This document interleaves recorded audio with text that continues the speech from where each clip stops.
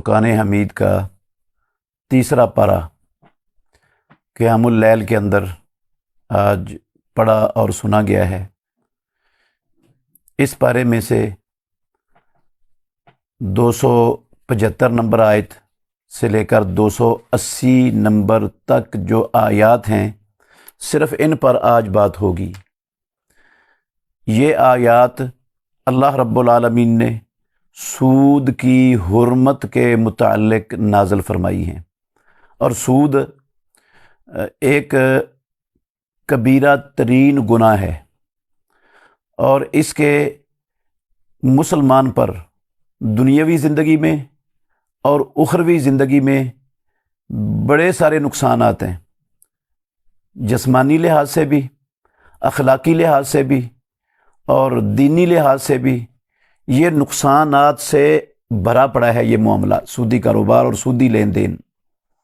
जबकि इसकी हुर्मत की वाज़ेह नसूस किताबुल्लाह में और सुन्नत रसूलुल्लाह में वाफर मिक़दार में मौजूद हैं। कुरान मजीद में अल्लाह रब्बुल आलमीन ने साफ अल्फाज में लिखा, अहल्लल्लाहुल बैअ व हर्रमर रिबा।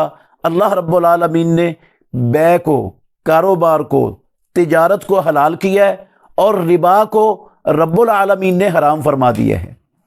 और साफ कहा परवरदिगार ने कुरान मजीद में, या अय्युहल्लज़ीना आमनुत्तकुल्लाह वज़रू मा बक़िया मिनर रिबा।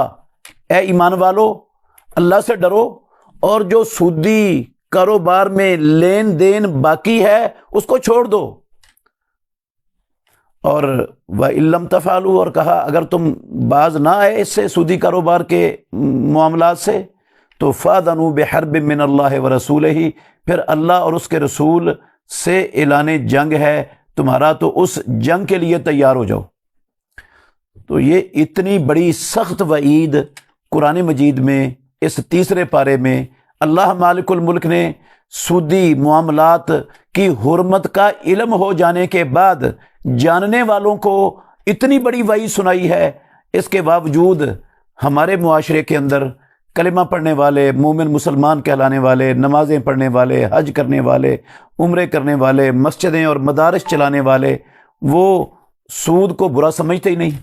सूदी कारोबार भी कर रहे हैं, सूदी कारोबार में मुआवनत के भी मुजरिम हैं। हत्ता के बहुत से लोगों ने जो है ना वो अपनी औलादों को, अपने बच्चों को बैंकों में मुलाजिम रखवाया हुआ है और बड़ी बड़ी रिश्वतें देकर वो मुलाजमत अपने बच्चों को दिलवाते हैं इसकी। जबकि इसकी हुर्मत और इसकी कबाहत पर 2-3 हदीस सिर्फ आपके सामने रखता हूँ। जाबिर रज़ी अल्लाह अन्हु कहते हैं, लाना रसूलुल्लाह आकिल रिबा व मूकिलहु व कातिबहु व शाहिदैहि व क़ालहुम सवा। रसूलुल्लाह सल्लल्लाहु अलैहि वसल्लम ने लानत फरमाई सूद खाने वाले पर, सूद खिलाने वाले पर, सूदी मामलात लिखने वाले पर और सूदी मामलात के ऊपर गवाही देने वाले, गवाह बनने वालों पर। और आपने फरमाया वहुम सवा, जितना बड़ा गुनाहगार सूद लेने वाला, उतना बड़ा गुनाहगार सूद देने वाला, उतना बड़ा गुनाहगार सूदी मामलात लिखने वाला और उतने बड़े गुनाहगार सूदी मामलात में गवाह बनने वाले।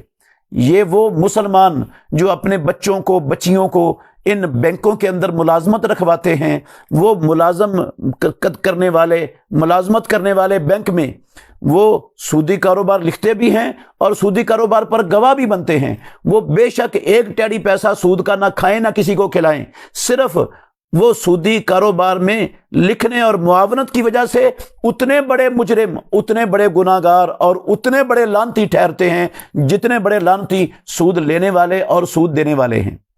तो जिस अमल पर मुहम्मदुर रसूलुल्लाह सल्लल्लाहु अलैहि वसल्लम लानत फरमाएं, क्या मुसलमान के लिए गुंजाइश निकल सकती है कि मुसलमान उस राह को इख्तियार करे और उस लानत वाले काम को अपनाए? बिल्कुल ये मुसलमान के लिए हलाल और कलिमा मुहम्मदुर रसूलुल्लाह का पढ़े और जिस पर आपने लानत फरमाई है उस पर जो है ना उसको परेशानी कोई ना हो वो काम करते हुए। बेशुमार मुसलमान हैं हमारे मुआशरे में जिन्होंने अपनी जो है ना वो ज़ायद दौलत बैंकों में रखी हुई है और बैंकों से लेकर जो है ना वो सूद इस्तेमाल कर रहे हैं। کئیوں نے وہ قومی بچت کے ادارے میں رکھی ہوئی ہے اور وہاں سے لے کر سود استعمال کر رہے ہیں۔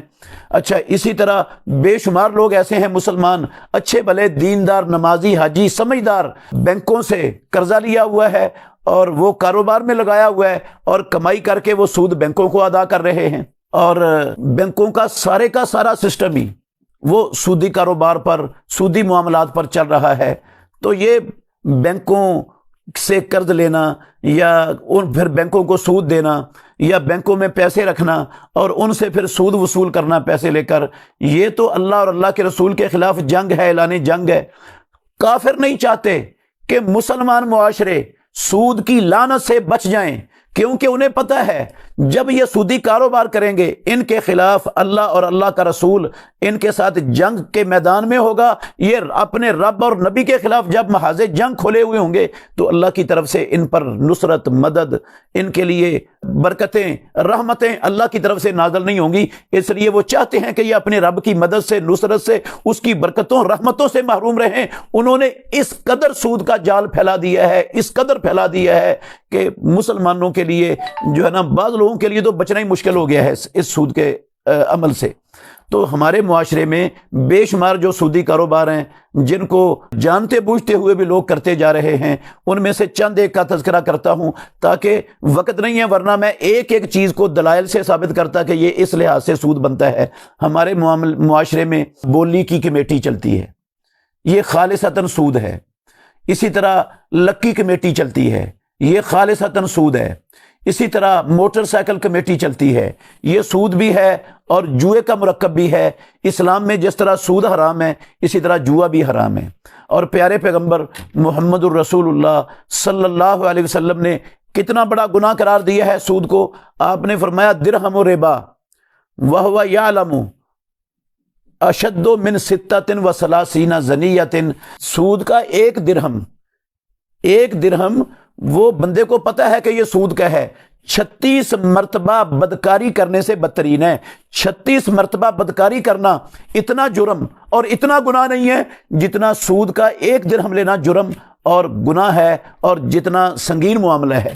آپ دیکھیں، بدکاری کو ہر بندہ برا سمجھتا ہے اور سمجھنا بھی چاہیے، اور اپنی استطاعت کے مطابق بدکاری کا سدے باب بھی کرنے کی کوشش کرتے رہنا چاہیے، لیکن جو اس سے 36 مرتبہ سنگین اور بڑا جرم اور حرام ہے اور بڑا گناہ ہے، اس معاملے پر کسی کے کان پر جوں تک نہیں رینگتی، وہ سارے لوگ لگے ہوئے ہیں۔ اچھا، ایک حدیث میں ہے رسول مکرم صلی اللہ علیہ وسلم نے فرمایا الربا 70 بابن، سود کے 70 دروازے ہیں، اور ان میں سے جو سب سے ہلکا دروازہ ہے مثل ان ينكح الرجل امہ، ایک روایت میں 70 ہیں، ایک روایت میں 73 ہیں، اور جو سب سے ہلکا ہے نا وہ ہے جیسے بندہ اپنی ماں سے نکاح کر لے۔ اسلام میں ماں سے نکاح کرنے والا واجب القتل ہوتا ہے، اسلام اس کو اللہ کی زمین پر زندہ چھوڑنے کی اجازت نہیں دیتا۔ تو یہ سب سے ہلکا اتنا بڑا گناہ ہے، اور جو اس سے 72 یا 69 جو اس سے اوپر والے گناہ ہیں ان کا اندازہ لگائیں آپ کتنا بڑا گناہ ہوگا وہ۔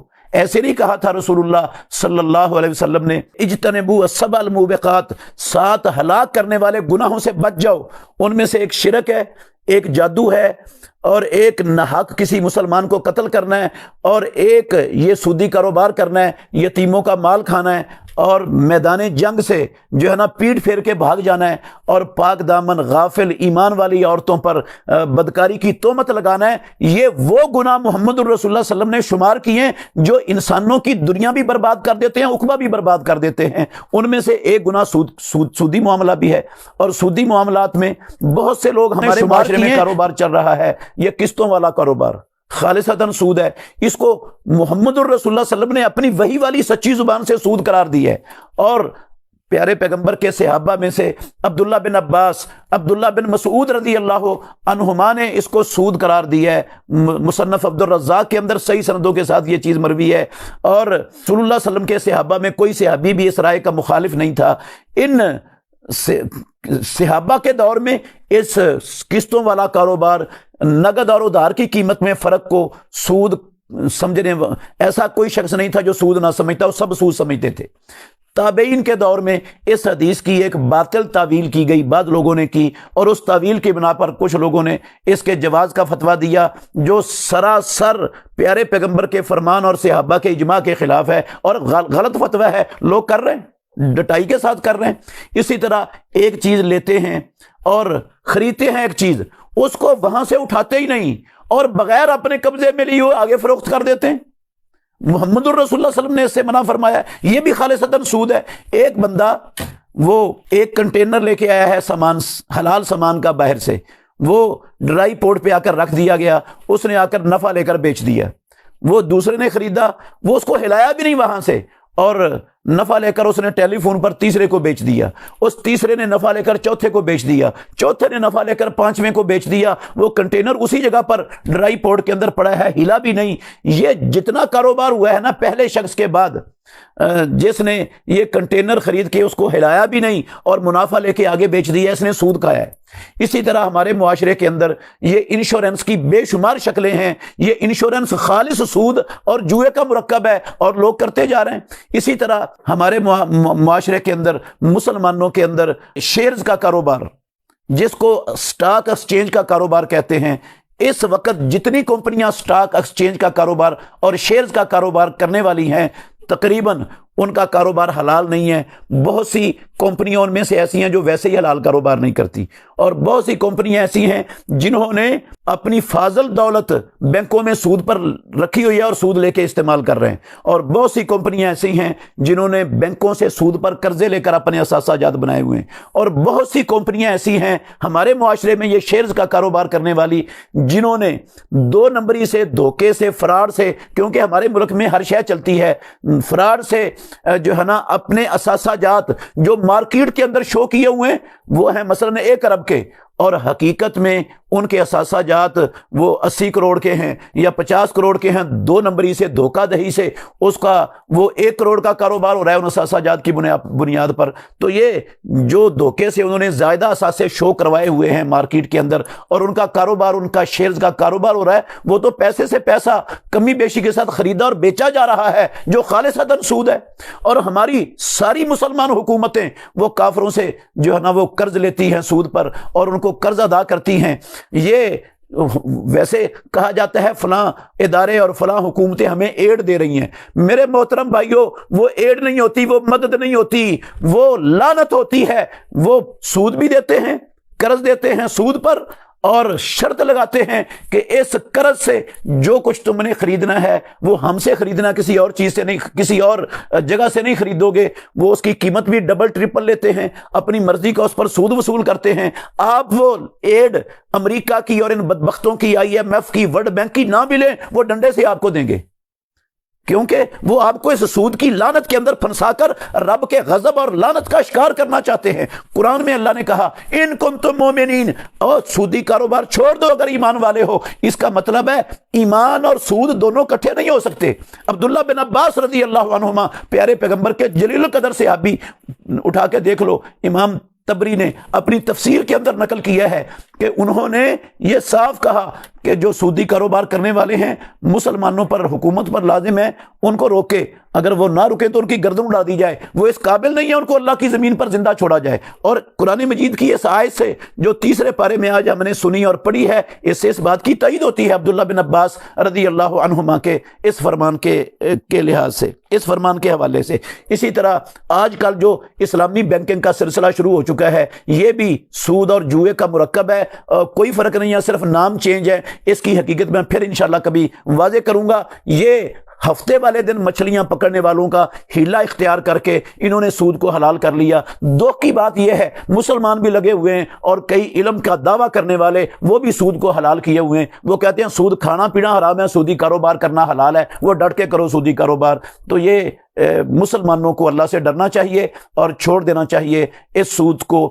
جو مقدر میں لکھا ہے ہر انسان نے وہ کھانا ہے، جو نہیں لکھا وہ جتنے بھی سودی کاروبار کر لو گے ایک ذرہ بھی اس سے زیادہ آپ نہیں کھا سکتے۔ اللہ ہمیں سمجھنے کی، عمل کرنے کی توفیق عطا فرمائے۔